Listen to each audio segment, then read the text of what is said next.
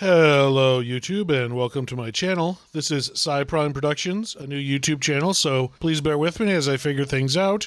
Today is going to be the fifth in a series of short videos describing how to play Pathfinder 2nd Edition. So, today is it. We are finally going to cover character creation, or at least the first section of character creation. I'm going to split character creation into a few parts to make it easier to digest and a bit easier to understand. Today we're just going to cover the basics.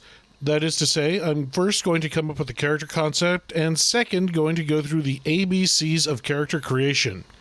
I'm going to leave a majority of the class details for the next video in the series, and the video after that should cover finishing touches like buying adventuring gear and finishing out numbers. So the first thing we need to do is come up with a character concept for our character. This is something a lot of players miss or forget, but I think it's important. So I got this image off of the Bing AI image creator. I wish I had enough money to commission pictures made by actual humans, but I just don't. Anyway, I like this image, so I decided to use it as the basis for our character here. My simple character concept is an orc that was abandoned by his people and raised by elves. And now he's kind of a loner elven ranger, although he's actually an orc. So we need a name. I did some Google searching and decided on Owen Koth, which according to this online translator means from the enemy in the Lord of the Rings Elvish, or Sinedrin if you're pedantic. His full name is Melon Owen Koth, which is friend from an enemy, but I imagine this guy probably wasn't treated very well by the elves, so they just shortened it to Owen Koth. Now we know we're going to make him a ranger, so that's all well and good. So the ABCs of character creation aren't just some cute saying, they're actually a guideline. A stands for ancestry, which you do first, B stands for background, which you do next, and C stands for class. After the ABCs, there is a fourth step, which I call D for determine the bonus attributes you get. Okay, so it's not as pithy as the other letters, but I'm working with what I got here. So remember, in Pathfinder, ancestry is the word for race or species. So this is where we choose our ancestry. It's simple to do. Just look up the ancestry you want your character to be and follow the rules. Being an orc gets us a few things, such as dark vision, a one-time boost of 10 extra hit points, and the ability to speak orc and common. Also, we increase our strength modifier by 1, and we get to increase any other ability modifier by 1. Since our orc here is an archer, we're going to choose dexterity.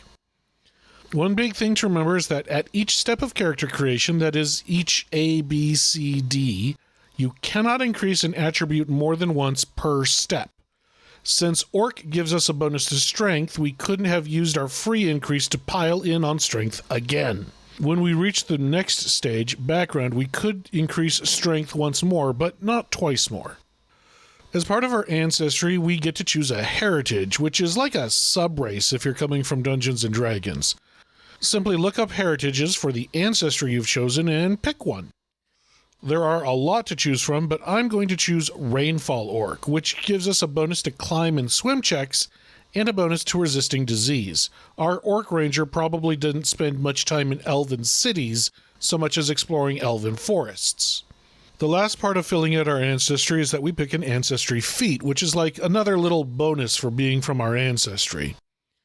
We get more ancestry feats as we level up, which is nice that your ancestry isn't just a thing you do at character creation. Just choose an ancestry feat that you qualify for that is level 1. I'm going to take the Orc Lore Ancestry feat, which makes our ranger trained in the Athletics skill, Survival skill, and the Orc Lore skill. I imagine Owen Koth did a lot of research into his own people among the elves. Something to remember about character creation is that sometimes a character will become trained in a skill multiple times. If this ever happens, generally what you do is just get to pick another skill that they're trained in instead. So, that's ancestry. Luckily, the B part of the ABCs is easier, and that's background. Simply choose a background from the list provided and add any bonuses. There are plenty of backgrounds to choose from, and the formula for making them is quite simple, so your GM may allow you to make up your own background. For our guy, we're going to choose Scout.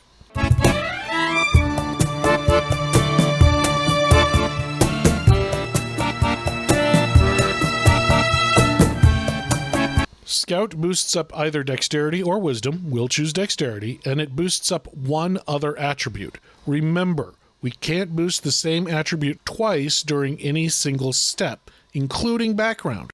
So we cannot boost our Dexterity again. But we're going to boost Constitution to make our archer a bit heartier. We also become trained in 2 skills from our background. One is always a normal skill, and one is always a lore skill. In the case of our hunter, we get survival and tanning lore. Now, we already had survival from the orc lore ancestry feat, so instead we're going to choose to pick up the acrobatics skill. Class is even easier than background, and it's where we look up our chosen class and see what their key ability score is. For Ranger, it's either Strength or Dexterity. We want to be a good archer, so we're going to increase Dexterity. Now, at this point, we could write down everything that the Ranger class gets us, but we're going to save that for a later video. Now, remember that last 4th step we talked about?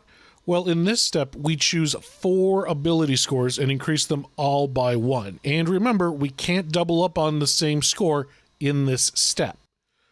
So we're going to choose Strength, Dexterity, Constitution, and Intelligence for these scores. One thing to note is that you get a number of bonus languages equal to your intelligence bonus. Since our intelligence bonus is +1, we get 1 extra language from among the common languages.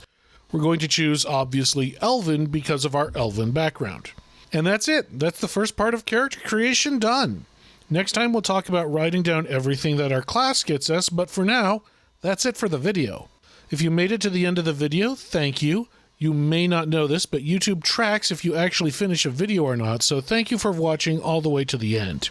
If you want to see more of this content, please like, subscribe, and drop a comment. If you do, you'll tell both me and YouTube that you want to see more of this type of content.